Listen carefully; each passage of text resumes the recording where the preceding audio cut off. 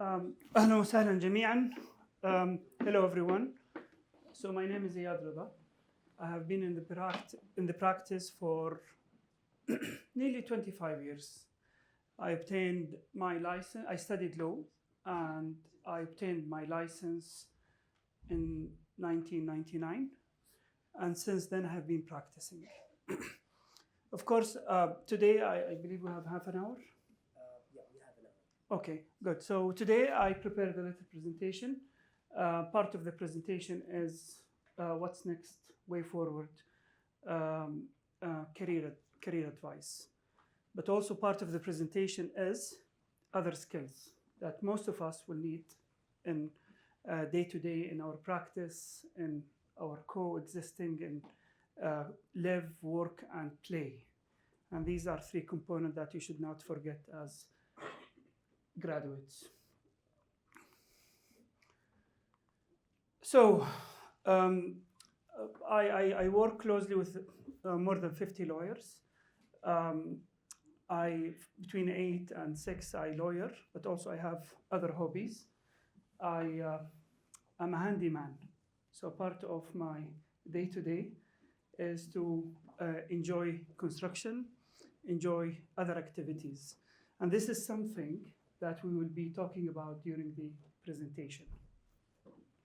As most of you is about to do a major decision, whether should I have a private practice experience, should I continue my study, should I go to the government, should I be at home until I find a unique opportunity, different decisions. There is no right or wrong in your career. The most important element that first years of your career are the most important years. The reason of that, you need to make sure that every investment you do during the first years will pay back at some stage. So rather than taking a huge risk, at least build the skills, make sure you build a proper career. And this is very critical for everyone. So we will start with some skills or some requirements. Some of them are related to what you are exactly doing now, academic skills. Those academic skills are very critical today. And the difference between two different students or two different grads, one of them will be in a position to analyze, one of them will be in a position to understand, to read, and to find.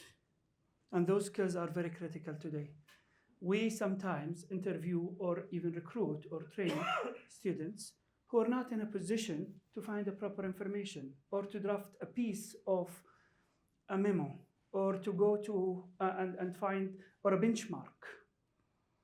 So there is an element in every lawyer. We don't expect in our practice that all lawyers will have similar skills. Some lawyers are better than others when it comes to analysis. Some lawyers are better than others when it comes to presentation. Some lawyers are better than others when it comes to drafting.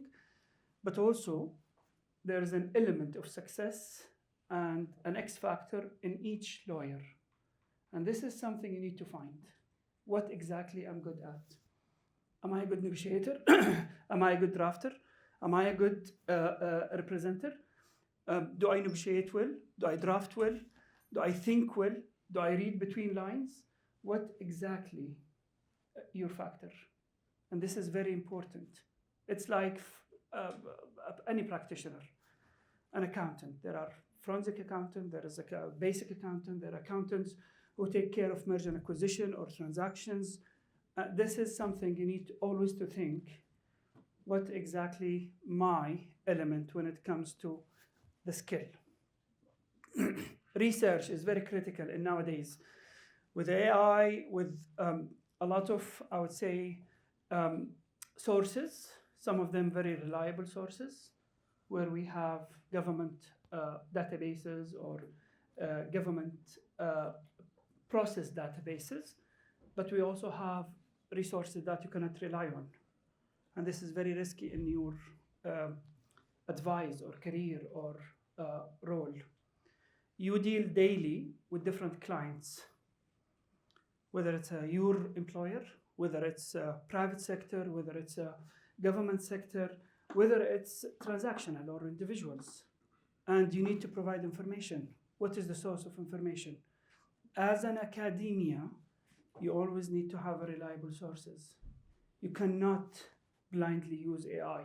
You cannot blindly use resources that they are not reliable. I always say the difference between human and any other thing, whether it's an object or any other kind of elements in life, is communication. If you don't do communication well, you will have a problem. Communication in terms of your colleagues, communication in terms of your clients, communication in terms of your critics, communication in terms of difficult times. As a lawyer, education will always continue. It will never end, whether it's academic education, whether it's an education associated with your career, recent development. If you are practicing in Saudi Arabia, I'll give you some facts. In the last 5 years, there are more laws and policies created than the last 60 years. It's technically, the system has been reformed. So if you're not updated, and we have a saying today in a practice, we say that if you don't read the law twice a week, you're out of date. That quick and that speedy. So you just cannot rely on what you studied here. What you studied here is the key. Is the key of how to analyze, how to think, how to research, how to be updated. But you always need to be updated. And what's happening today with Vision 2030, it's a bit difficult to stay away from any updates. Otherwise, you will really be out of date. Corporate laws has been updated twice in the last 10 years. All the data privacy laws are new. Telecommunication laws are new. Court system is getting updated almost every quarter. These updates are very critical because you will not be able to practice without knowing them. Details, details, details. This is something that we take very serious in the legal industry. So you need to read, you need to be able to understand, but you also need to pay attention to details. And the difference between a decent lawyer and a good lawyer is the attention to details. And these details are the secret of, I would say, secret recipe of success. And it goes not only in your day-to-day work, but also it goes to a level where you need to pay attention to details to the client requirement or what exactly expected from you as a lawyer. Passion. It's very normal that sometimes we see people, it doesn't matter for him or for her. What do you want to do? Anything. What kind of career? Anything. What are you interested in? Anything. Frankly speaking, anything sometimes is not good. It's too dangerous. You need to have passion in something. You need to have at least passion to try. Whether you are a regulatory lawyer, you are an international lawyer, whether you're an IP lawyer, a corporate lawyer, or litigator. But you need to have some passion at some time. Otherwise, frankly speaking, we saw people who spent 10 years in their career without taking a step in their career. The reason of that, they don't have any passion. It doesn't matter. Next morning, another day, أمشي أكل 3 وجبات, I eat 3 meals, and that's it. And this is not, frankly speaking, why you're created. You need to do some kind of difference. And that difference will only come if you are passionate about something. Any kind of practice. There is no good practice or bad practice. You don't have to be all corporate lawyers or international lawyers or in international organizations or local government entities or international corporates. No. But you need to have some passion at least to develop that skill or that passion toward a certain career element where you become at some stage an expert. Usually it takes many, many hours to be an expert in something. And you cannot just be an expert from AI or from 4 years in the university or 7 years studying. You need to spend some time enjoying and learning more and doing what you do with passion.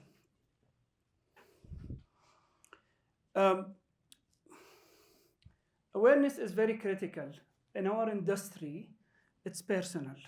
So it's a professional service, meaning if I will advise someone, I will need to be able to understand their business. And understanding their business is very critical to provide advice. So you can answer a question, anyone can answer a question. In fact, Google can answer a question or AI can answer a question.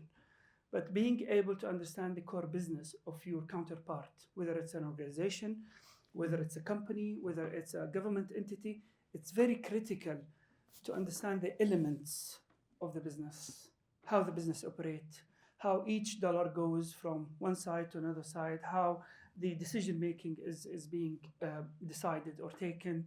These questions will make a better lawyer and a better advice.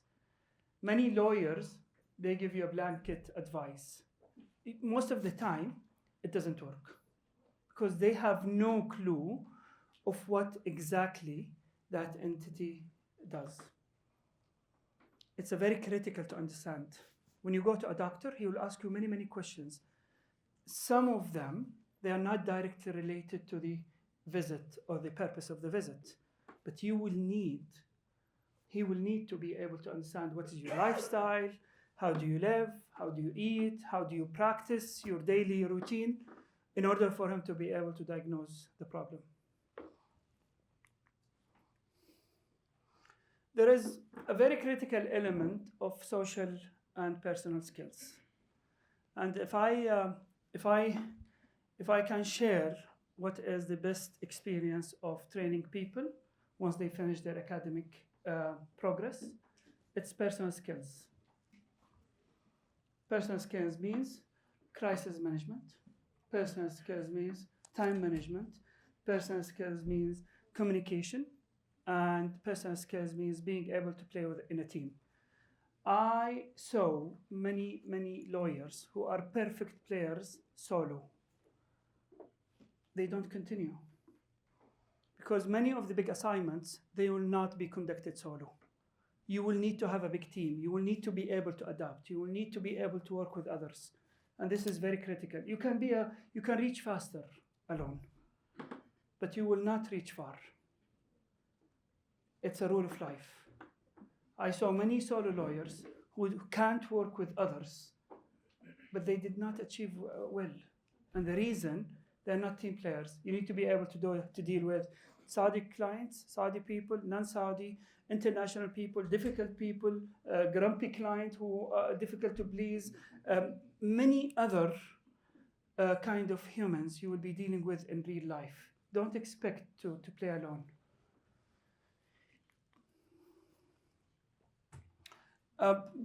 As you graduate, there will be opportunities. And some of those opportunities are good, but some of them are short-term and some are long-term. There is no right or wrong answer again, but if I give my best advice, always think long-term. Think about career development. Think about education. Think about building your career and CV. And there are certain tips you need to avoid as lawyers, especially nowadays where everyone is recruiting and it's a big party when it comes to the legal industry. It's like someone told me this morning, it's like a toy shop where everyone is shopping and everyone is trying to get different items. But you need to be very careful of where you go. What is it for you when it comes to your career development, your knowledge, your network, and your skills? It's a very critical element today to avoid jumping, to avoid taking decisions that are not calculated. I know there will be a North Star. There is always somewhere you are targeting or you are going to, whether it's international organization, whether it's an international corporation, whether it's international court, whatever it is. But make sure every step you do from now until you reach there, it's in the right direction. So there's no right or wrong answer what is the right direction, but there is definitely a star you are heading toward. Just make sure you are going always in the right direction. No one is expected to know everything. So we witnessed many trainees whom they feel it's shame to ask or to be able to communicate or to be able to inquire about what's right, what's wrong. When you join a practice, and this practice has been going for many, many years, there are many elements in that practice that you are not familiar with. And no one is expected to expect you to be familiar with. No, it's normal. Each organization has its own house style. Each organization has its own way to do business. It's okay to ask. It's okay to be mentored. It's okay to be supervised. So don't expect that you know everything from day one. Movies does not say the whole story when it comes to the mechanic of how to be a good lawyer.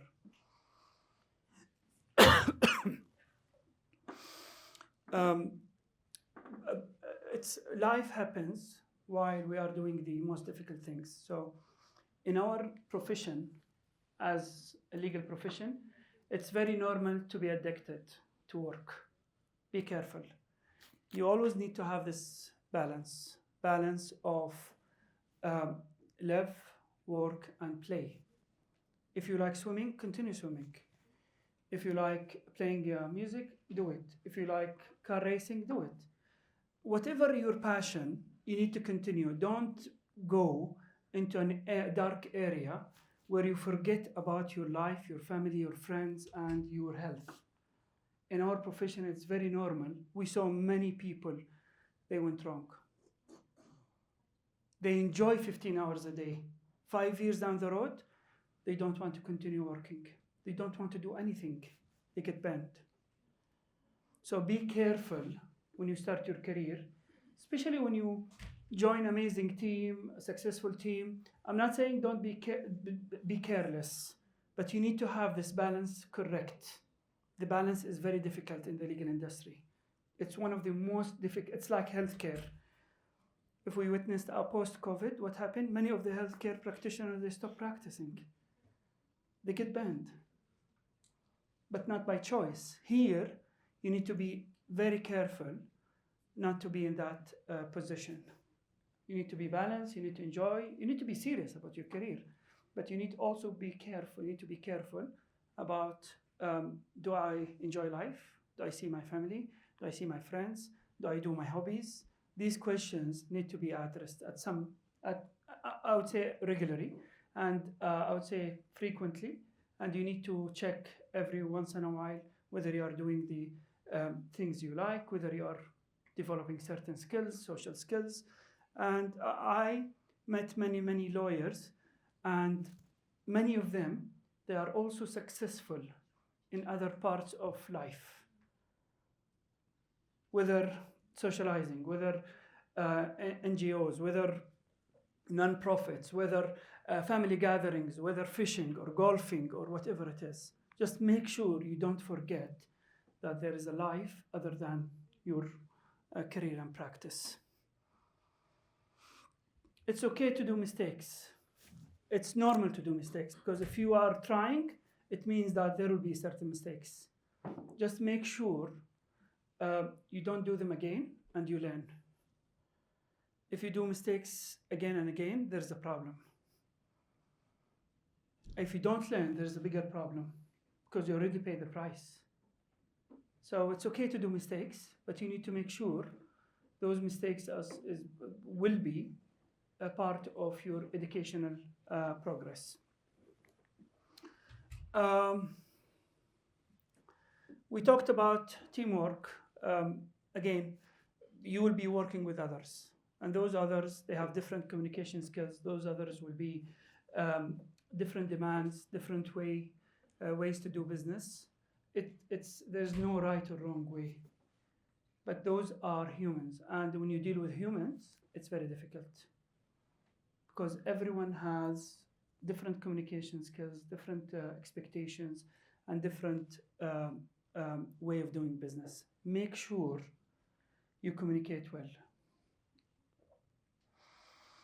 Time is critical for lawyers because you can manage your time well and have more time, but you can manage your time poorly and start to go into an area of delays and not meeting deadlines. And it's very critical to consider three elements. One, priorities.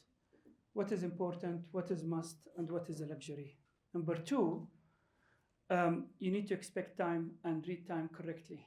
If it takes 5 hours, if you promise after 2 hours, you are not in a good position. You either jeopardize quality or you will not be able to meet deadline. So time is a part of the process of success. And sometimes you can expedite, sometimes you can get more resources to be on the assignment, but you also need to be able to calculate time correctly. Otherwise, you will be that lawyer who never met a deadline. And if people start not to trust your timelines, you have a bigger problem in your future because you will not be reliable. If he says tomorrow, it means Wednesday. If he says 5 p.m., it means tomorrow morning. 4 a.m. or 4 p.m. is it's not 4:05, it's not 5. You need to be able. And part of your communication is if you can't meet the deadline, you need to communicate. Sometimes things happen. If you are not meeting the deadline, communicate. Don't expect client will be, or your boss or your colleagues, don't expect them to be able to be aware that you're not delivering at 4, you're delivering at 6 p.m. You need to communicate. And you need to communicate before 4, not after 4. Emotional intelligence is very critical in our business. Some businesses, it doesn't matter. In the legal industry, again, it's personal, it's professional. You can be angry, but you need to control yourself. You need to control yourself in front of others, in front of judges, in front of co-workers, in front of clients. And it's very critical to be able to communicate smartly without showing emotions. Very critical in our business, because sometimes clients they are just frustrating. They are over demand, they don't appreciate. You need to be able to be contained. Otherwise, you will lose it. You will not be able to deliver. You will not be able to continue in business. You will not be able. We saw angry clients. They are worse than angry birds, wallah. They are crazy. They are everywhere. They scream all the time. They fight all the time. 3 years down the road, they cannot survive. You need to be in control. Not every judge will be communicative. Not every assignment or committee or a teamwork or organization will be flexible or communicative, but you need to be contained. I attended many, many meetings where lawyers, they throw spoons and cups from one side of the room to the other side. And usually they never achieve something.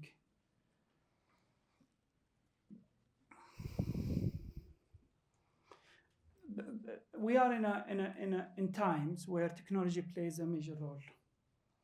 And we are still adapting as a Saudi practice. And we need to know how to utilize the technology in a best manner. You cannot, it's like in 2000 or 1998, everyone is talking about emails and you say, I'm not using them. you need to observe and you need to be in a position to say, how can I utilize AI or how can I utilize the technology in my best interest? So I always advise you need to keep an eye on the technological side of the legal practice. It's evolving, it's moving quickly. Every day we adapt, but also governments are working extremely hard to regulate. So there is so much ethical elements you need to be aware of. It's like plagiarizing in the academic world. You need to be careful. Clients, they want your wise opinion, they want your views, they want your experience, they want the merits of your thoughts. Everyone, if you can access AI, they can access AI. Whatever you utilize in the technology in the right way need to be in very ethical and careful manner.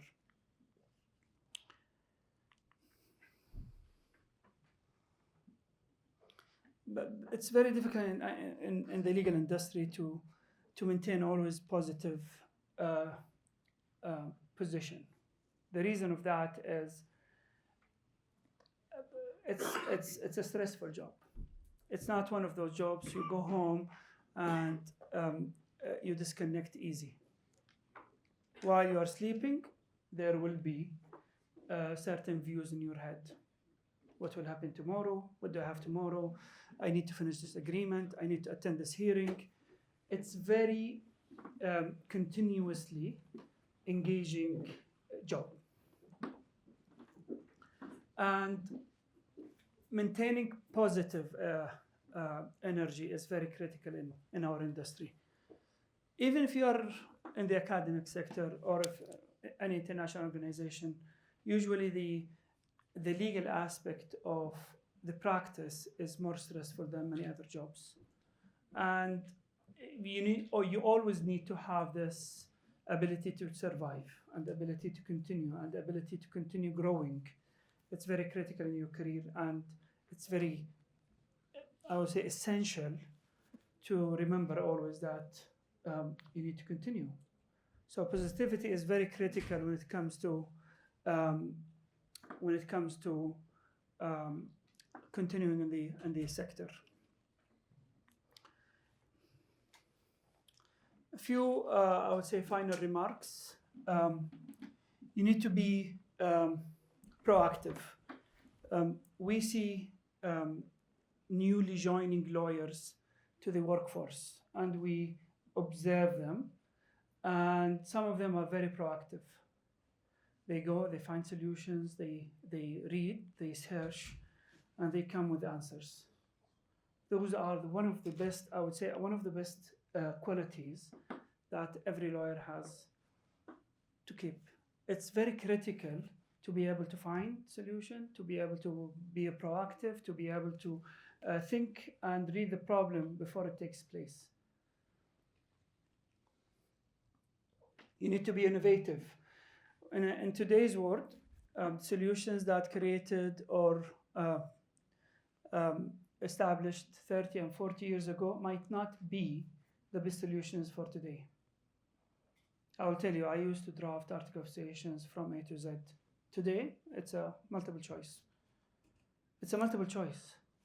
But there are other elements, and say, for example, transactional work or bilateral agreement between different countries, or there are different updated solutions in our industry.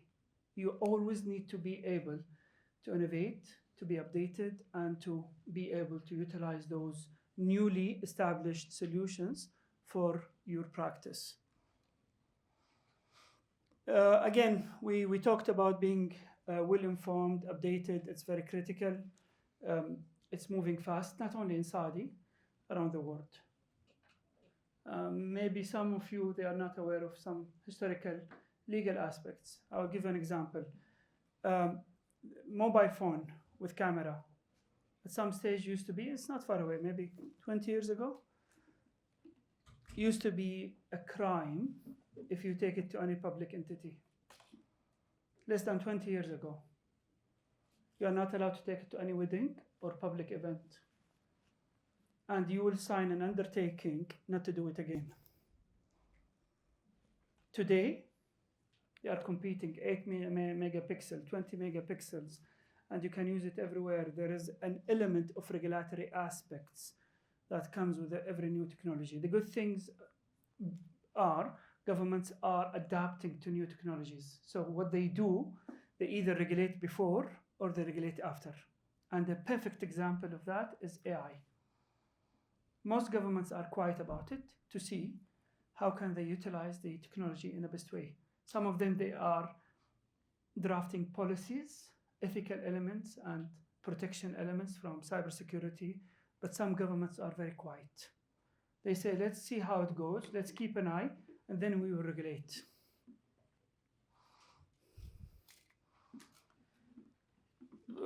Sometimes you can do the job, full stop. But sometimes you can do the job in style, with passion, but also you care. And this goes to any profession. Legal is one of them. Whether you are an employee, whether you are a decision making, whether you are a head of entity, whether you are a partner in a law firm, if you care, you'll achieve better. And the qualities will be much better in terms of deliveries. If you care in teaching, you will deliver better. If you care in being a diplomat or international organization or a lawyer, you will deliver better. If you care, things are going to be different. And this is the exact difference between equality and the no quality. Some companies, they care about details. So you will always want to be with them, whether it's a food, whether it's a ride, whether it's a service. If they care, it means they will go the extra mile. They will be tailor-making solutions for you. And this is what you need to do when you provide your service or when you do something. In our industry, it's very critical to be socially updated. I'm not expecting, and by the way, I met many lawyers around the world, and many of them, they are very good in the legal aspect, but they have no clue what's going around them. And reality is, they always provide, I would say, very weak, socially weak advice or impractical advice. You need to be updated of at least the minimum level of knowledge in almost every aspect around us. In order for us to be able to advise on sport contracts, we need to be able to know what sports means. What is the relationship between a sponsor and a football club? What is the relationship between a team manager and players? What is sponsorship between investors and shareholders? You need to be able to know the ecosystem at least. You don't need to know the details of everything, but at least you need to have a minimum basic knowledge. And today we have, just in the cultural element, around 20 government entities or centers in fashion, in food, in music, in sports, and museums. Frankly speaking, we need to read. I did not know that fashion industry has so much legal elements in it. IP rights, production, marketing, international agreements, and the museums. Right to show, right to own, many other rights you need to be able to advise on only if you have an idea about the ecosystem. So my best advice to you, yes, you will continue to read in legal or legal related aspects, but also you will need to be able to be aware of what's going on around you.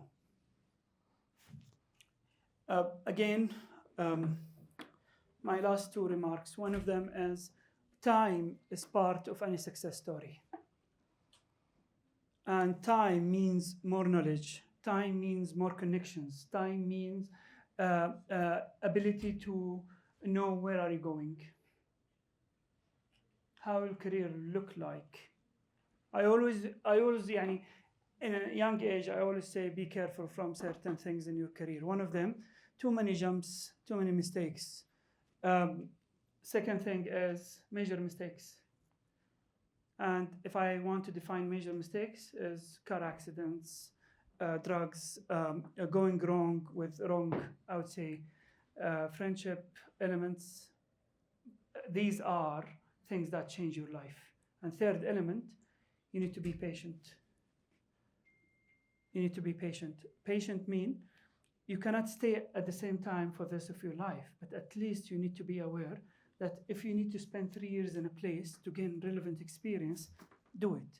If you need to study, you cannot take a master's degree in 1 month. It's either fake or there is something fishy about it. It's 1 to 2 years program.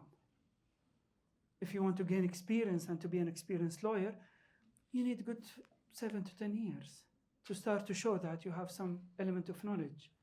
So time is part of the success story. In the legal industry, again, we need to remind, you need to be connected. Networking is very critical. It's part of who we are. Those who are isolated will not be a good lawyers. You need to be able to blend, you need to be able to communicate, you need to be able to carefully disagree with people. It's okay. Professionally, we disagree. We are 65 lawyers, we disagree all the time. But we have an art of disagreement in our workplace with our clients.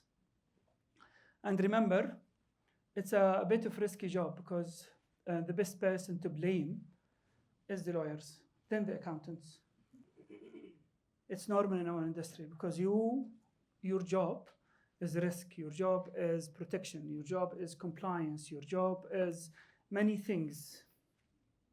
So you need to be careful when you provide the advice, you need to be careful when you communicate, you need to be careful what's in the emails, you need to be careful how to do your career and your practice. I think we are reaching the end. Thank you for attending. I will be very happy to take any questions or inquiries.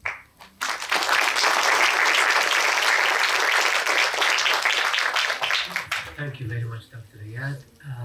We leave it to the students if you have any questions. Anybody has any questions? Yes. Yes, I wanted to ask about the international litigation department that your law firm has. Yeah. I just want to know more about international litigation. Perfect.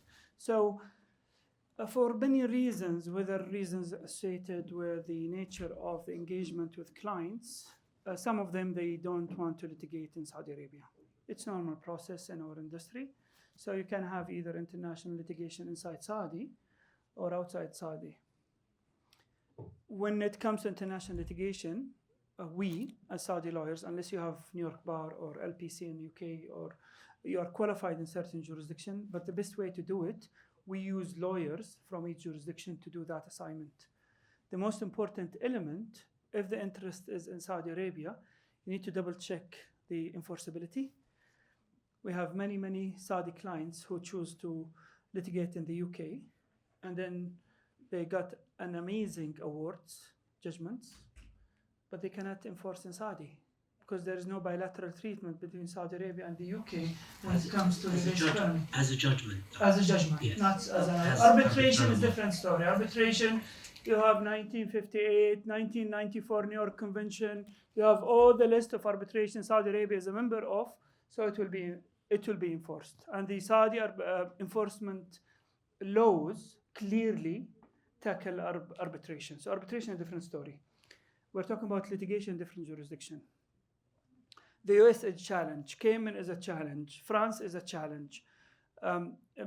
Just you need to make sure if you are practicing in one jurisdiction, you don't cross jurisdiction your practice. And we saw many people who try to advise on Saudi law for their clients in Saudi courts, and it goes south.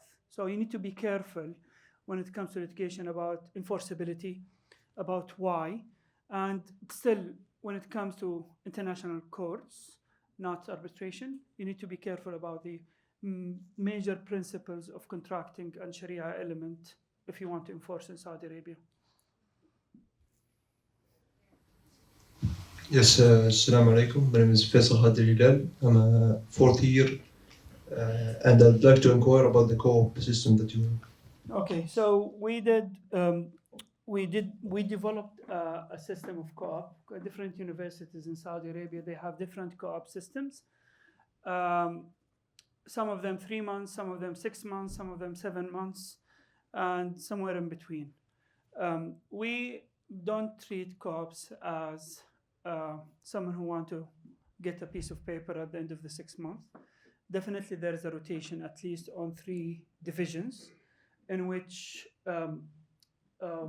we have 4 major divisions, and we have subdivisions that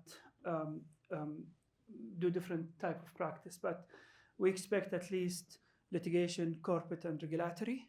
You will be spending time in each of them. What are you going to do? You're going to do anything from preparing drafts, from doing a research, from conducting a due diligence, from conducting a questionnaires for different clients, preparing, going into workshops, preparing notes. So you will be doing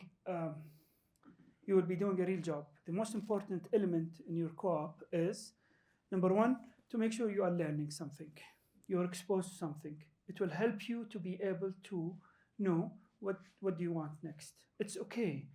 Between age 20 and 27, I always say this period is istikshaf. It's exploring. If you do it with money, it's good. If you do it with more experience and learning, it's even better. But at least you have an access to opportunity to know what exactly you want. Many people, it's normal, many people who studied law, they don't do law. They do jobs related to the legal industry. Compliance, board secretary, risk officers, many things.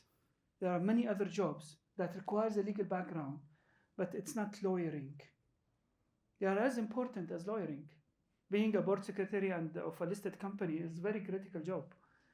You will make sure every decision is legal. You will make sure every decision is implementable. You will make sure there's no conflict of interest. You will make sure you are adhering to CMA rules and other rules. What I'm saying is, it's a very critical time for you to learn, to be exposed to what's next. Do I want to continue in private practice? Do I want to be a government official? Do I want to be an international organization official? So it's a very critical for you as much as for us. Confidentiality is very critical. At a young age, you will be exposed to many things. You need to be able to disconnect. Not to تروح في الليل, you play ballot and share everything you are doing during the day. It's not good. Or clients' names, or it's a very critical element in your industry. You will be exposed. It's very normal in our industry that we hear a news about a new law or a new entity, and we did most of the work in our practice, but we pretend we know nothing about it. It's a new news for us. So confidentiality in the legal industry is very critical. And we saw many young people, they did not take it serious, and they get damaged. So I think you should be relaxed about it in terms of, do I need to be in this sector or not? It's a process, and this process you will be able to decide after studying more, after going to co-op experience, after looking into what exactly it means if I am in an United Nations organization or GCC or Arab League or law firms or international corporation or even a government entity in Saudi Arabia. Hello, my name is Eyad Reda, 4th year law student, and I guess I have a 2-part question. So when I first wanted to go into university, I knew immediately I wanted to do law. It was an easy decision. But I'm sure many students would relate that now that they've done law, it's harder to choose which specialization they want, not as easy. So I guess my question would be, how can a brand new student figure out what specialization they want? And what did you first specialize in, and did you stick with it? Yes. Very good question. Again, I would say first 3 to 5 years in your career, it's okay to explore. Yani don't go to a retail sector or a transportation sector or a relevant sector. But as far as you are in the legal industry, you can explore in-house, explore being international, explore to be whether I'm a commercial or arbitration or litigation or employment lawyer. It's okay to explore. If it takes more than 5 years, I'll be worried. By age 27, I think you should be able to decide whether you want to be in-house, you want to be judicial, you want to be international. 3 to 5 years is the average time. Sometimes it takes 6, sometimes first year. We have people, mashallah, they are litigators from day one. From day one.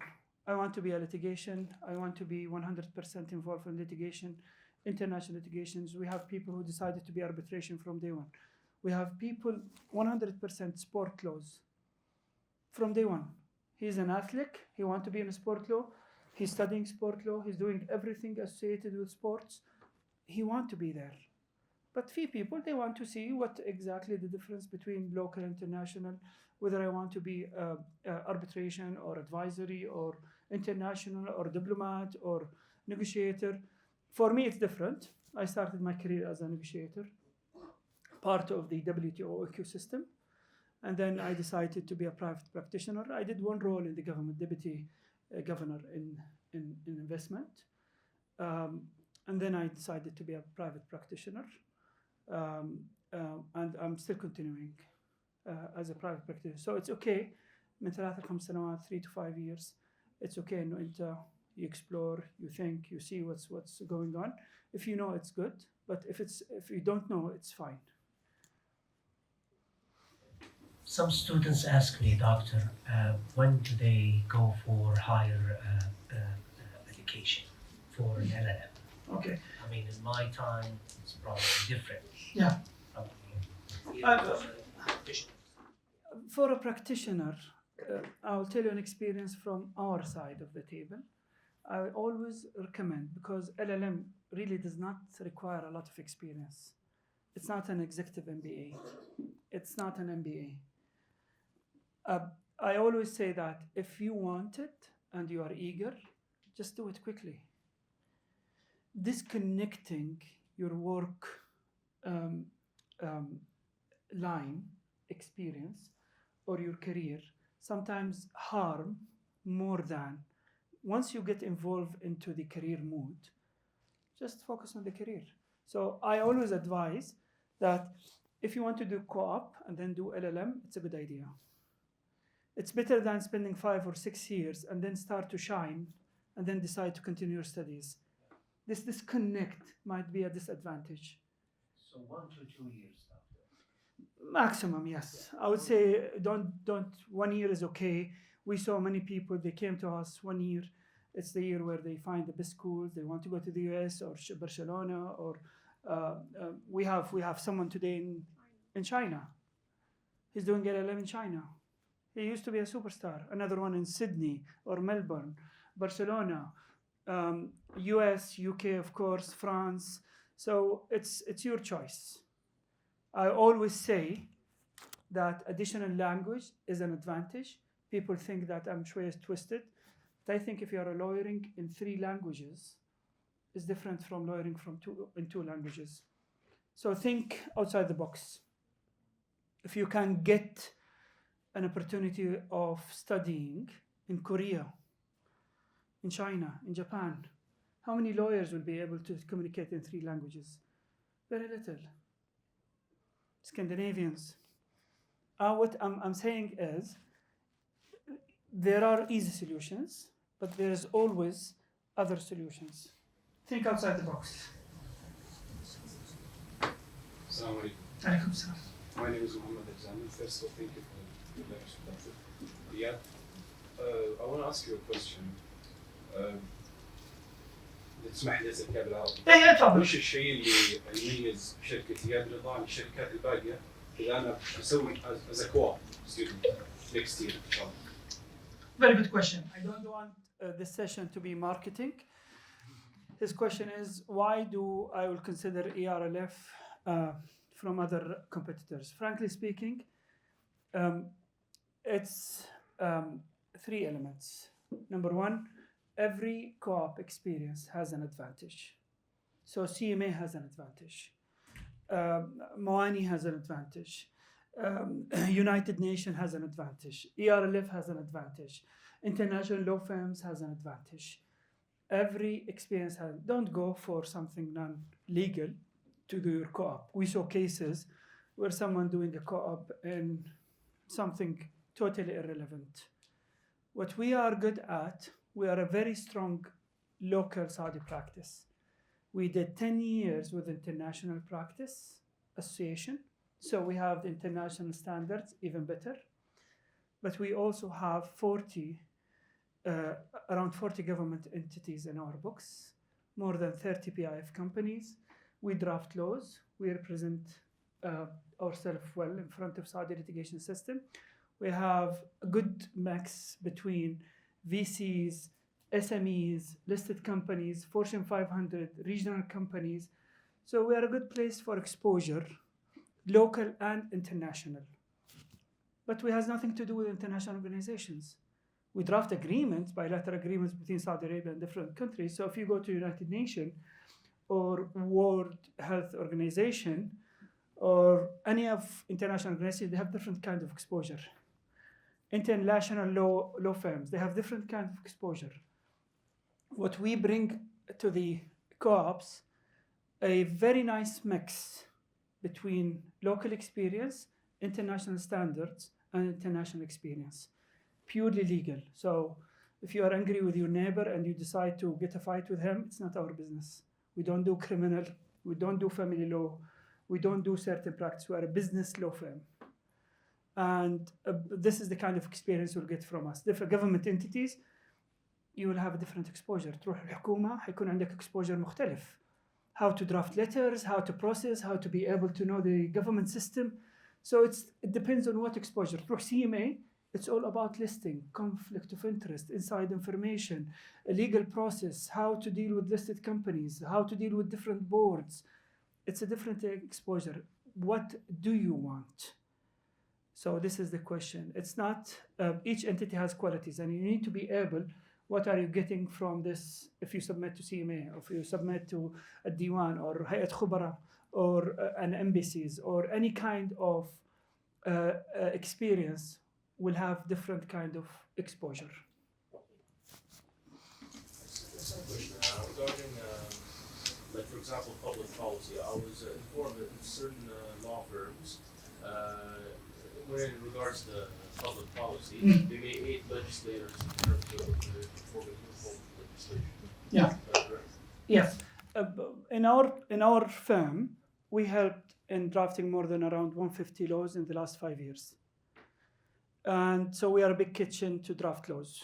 So it starts from the concept, the idea, the necessity, and then you go through the local, we call it the as-is exercise, where you will study all the Saudi laws, and then you go into what's so-called the international benchmark, and then the legal gap analysis, and then drafting, first draft, second draft, and then you go to a different process, which is 713 royal degree, which is you need to make sure you share it with the public, you share it with different government stakeholders, you do. So this process is now very well established due to the fact that government entities are creating so much laws and regulations. So it's a well practice. I think there are 4 or 5 law firms, they do this, not everyone. Please. I just have my first question. So what you're saying is, like, let's say I took the government and public policy. Yeah. In this case, it doesn't necessarily limit me to a government-only job. So what you're saying is I can also work in the private sector. Yeah. Nowadays, yes. We talked about this, Dr. Turki and I. It used to be exclusive for government jobs. Today, private sector is helping government big time when it comes to drafting new laws, establishing new government entities, new government funds. So no, it's not exclusive today to government employees. Private sector is helping big time with those laws, regulations, and policies. For those who are willing to work in the government, let's say the Ministry of Foreign Affairs, you would still suggest that they apply to your firm to prepare them for such a step? Absolutely. We had 3 or 4 previous co-op students. Today they are part of Saudi missions in different international organizations. Usually submission to Ministry of Foreign Affairs will take some time, and there is long process for it. But also you need to be able to see how the practice do these international agreements. So yes, to answer your question, we do prepare people who are interested in the, I would say, international jobs to be part of the co-op arrangement, definitely. So Ministry of Foreign Affairs will advise be them. able to draft conventions Yes. more than just going directly to Absolutely. In our, I would say, last 3 years, we managed to, I would say, participate legally in at least 4 international organizations where Saudi Arabia is a member in these organizations, whether it's maritime, whether it's Red Sea Securities, whether it's sports, culture, and different areas. Any more questions? Well, we thank you very much, Dr. Eyad. Alaikum. We'll continue with it.